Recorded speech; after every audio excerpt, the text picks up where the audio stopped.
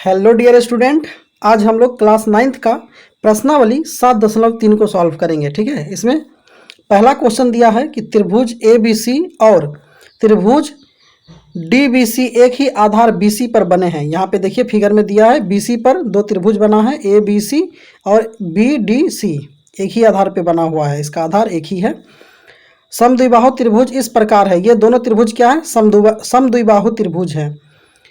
ए और डी भुजा BC के एक ही ओर स्थित है। वास्तव में ही यहाँ देखिए BC जो लाइन है उसके एक ही ओर D और A स्थित है। यदि AD बढ़ाने पर, ये AD लाइन जो है AD बढ़ाया गया है, बढ़ाने पर BC को P, ये BC जो है BC पे क्या कर रहा है? P बिंदु पे ये प्रतिच्छेद करे तो दर्शाना है, क्या क्या दर्शाना है? पहला में त्रिभुज ABD, त्रिभुज ABD ये त्रिभुज और त्रिभुज ACD, त्रिभुज ACD ये दोनों त्रिभुज सर्वांगसम है। पहला में ये प्रूफ करना है। दूसरा प्रूफ करना है त्रिभुज ABP, त्रिभुज ABP ये वाला सर्वांगसम है त्रिभुज ACP। ठीक है, और तीसरा प्रूफ करना है AP जो है ये AP कोण एक और कोण D को समद्विभाजित कर रहा है। यानी कि यहाँ जो कोण A बन रहा है और यहाँ कोण D बन रहा है, ये दोनों कोण को क्या कर रहा है? बराबर बराबर भाग में बांट रहा है। ठीक है, और चौथा है AP रेखाखंड BC का लंब समद्विभाजक है। ये जो AP रेखाखंड है, AP जो खींचे हैं वो BC पर क्या है? लंब डाला गया है। ठीक है, यानी कि यहाँ पे ये P पे 90 डिग्री का कोण बना रहा है। तो इसमें ढेर सारा चीज़ प्रूफ करना है। आइए हम 1 बाय 1 करके इसे प्रूफ करते हैं। तो आइए डियर स्टूडेंट, हमें पहला में प्रूफ करना है त्रिभुज ABD, त्रिभुज ABD ये त्रिभुज, ठीक है देख लीजिए यहाँ पे, और त्रिभुज ACD ये त्रिभुज, ये दोनों को क्या प्रूफ करना है? हमें सर्वांगसम प्रूफ करना है। तो यहाँ पे देखिए त्रिभुज ABD तथा त्रिभुज ACD में ये दोनों में क्या दिख रहा है? यहाँ पे देखिए AD जो है दोनों त्रिभुज के लिए एक रेखा है, यानी कि AD क्या है? उभयनिष्ठ है। AD बराबर AD, यानी कि बिना AD के मदद से ये दोनों त्रिभुज निर्माण नहीं किया जा सकता है। ये दोनों त्रिभुज का बेस का काम कर रहा है AD। ठीक है, तो AD बराबर AD क्या है? उभयनिष्ठ है। और यहाँ पे देखिए AB बराबर होगा AC। क्यों? क्योंकि सवाल में ही बोला है कि ABC क्या है? एक समद्विबाहु त्रिभुज है। तो ये एक समद्विबाहु त्रिभुज है। ठीक, उसके बाद देखिए यहाँ पे DBC ये भी त्रिभुज समद्विबाहु है। तो यहाँ पे BD बराबर हो जाएगा DC का। क्यों? क्योंकि ये भी समद्विबाहु त्रिभुज है। ठीक, तो यहाँ पे देखिए तीनों त्रिभुज का क्या है? ये भुजा और ये भुजा आपस में क्या है? बराबर है। ये दोनों त्रिभुज का क्या है? ये भुजा इसके बराबर है, ये भुजा इसके बराबर है और ये भुजा आपस में बराबर है। तो यानी कि त्रिभुज ABD क्या होगा? सर्वांगसम हो जाएगा त्रिभुज ACD का। किस रूल से? SSS नियम से। ठीक है, ठीक, तो पहला पार्ट हम लोग प्रूफ कर लिया है। अब दूसरा पार्ट, तो आइए हम लोग 2 नंबर में प्रूफ करना है ABP सर्वांगसम है त्रिभुज ACP का। ठीक है, तो इसमें देखिए यहाँ पे भी हम लोग ABP, तो यहाँ पे लिखते हैं त्रिभुज ABP तथा त्रिभुज ACP में, यहाँ पे देखिए ये पूरा त्रिभुज में यहाँ पे भी AB जो है बराबर है AC का। क्यों? क्योंकि ये समद्विबाहु त्रिभुज है। ठीक है, तो यहाँ पे लिख देते हैं क्योंकि ABC क्या है? समद्विबाहु त्रिभुज है।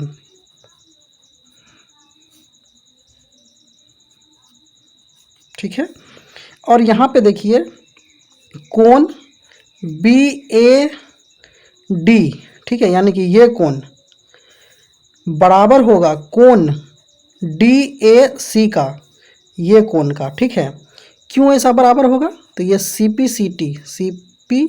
CPCT से ये कोण बराबर होगा, क्योंकि अभी जस्ट हमने ऊपर के सवाल में क्या प्रूफ किया था, ABD ये त्रिभुज और ACD ये दोनों त्रिभुज क्या प्रूफ किया था? सर्वांगसम प्रूफ किया था।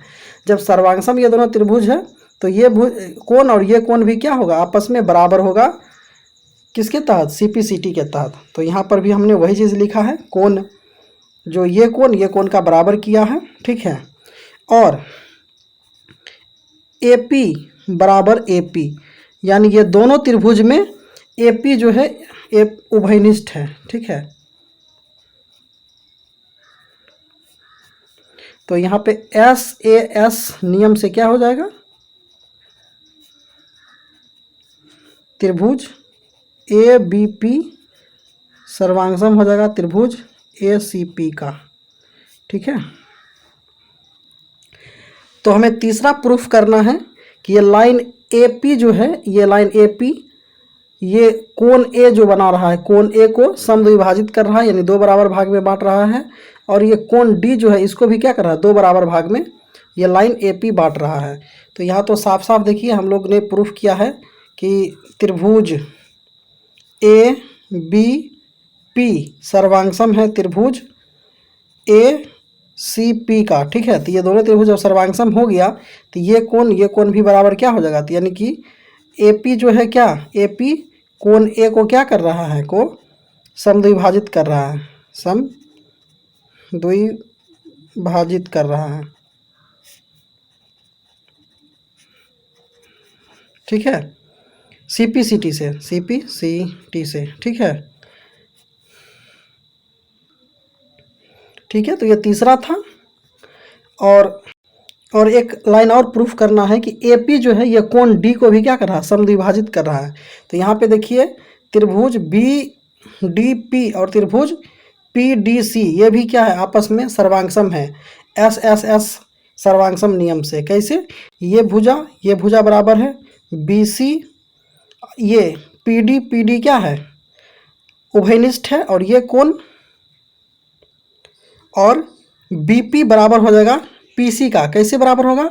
हमने अभी जस्ट प्रूफ किया है, त्रिभुज ABP और त्रिभुज APC दोनों सर्वांगसम है।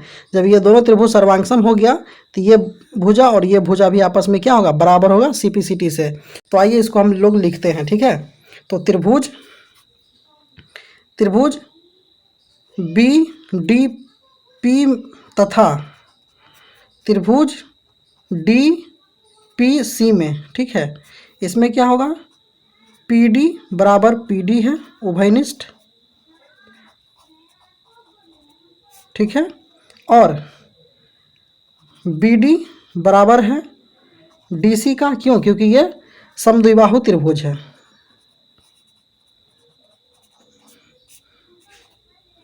ठीक है, समद्विबाहु त्रिभुज है। और यहाँ से BP बराबर है PC का। क्यों? ये CPCT के तहत हमने अभी जस्ट प्रूफ किया था। यहाँ पे देखिए ये दोनों त्रिभुज आपस में क्या है? ये पूरा इतना बड़ा त्रिभुज यानी APB और APC ये दोनों सर्वांगसम है। तो ये भुजा और ये भुजा बराबर होगा, ठीक है। वही चीज़ को हमने यहाँ लिखा है। यहाँ से SSS नियम से क्या हो जाएगा? SS नियम से त्रिभुज BPD तथा त्रिभुज DPC सर्वांगसम है, ठीक है। ये दोनों सर्वांगसम देना चाहिए हमें, यहाँ पे सर्वांगसम है, ठीक ना। तो इसलिए कोण D जो है, कोण D को रेखा क्या कर रहा है? AP समद्विभाजित कर रहा है, समद्विभाजित कर रहा है, ठीक है। यानी कि यहाँ पे ये कोण दोनों बराबर होगा CPCT के तहत। तो यहाँ पे हम लोग लिख देते हैं कोण BDP बराबर कोण CDP, ठीक है, CPCT से। और 4 नंबर में हमें प्रूफ करना है कि यहाँ पे जो ये AP के द्वारा जो इस P पॉइंट पे कोण बन रहा है ये लंबसम द्विभाजक है, मतलब ये दोनों 90 डिग्री का है। ठीक है, तो हमें ये प्रूफ करना है। तो अभी जस्ट हमने ये प्रूफ किया है कि ये त्रिभुज BDP और PCD ये क्या है, दोनों सर्वांगसम है।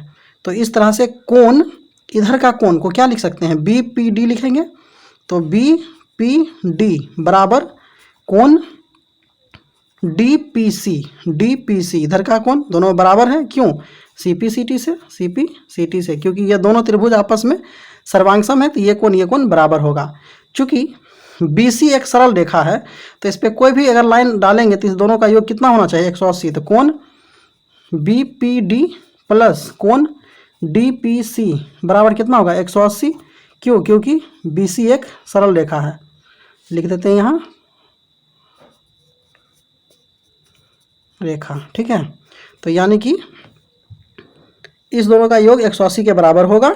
और ये दोनों चूंकि बराबर है तो हम लोग क्या लिखेंगे, तो BPD ये है तो ये दोनों बराबर है तो इसको भी हम लोग BPD यहीं लिख देते हैं। कोण BPD प्लस कोण BPD बराबर 180 डिग्री।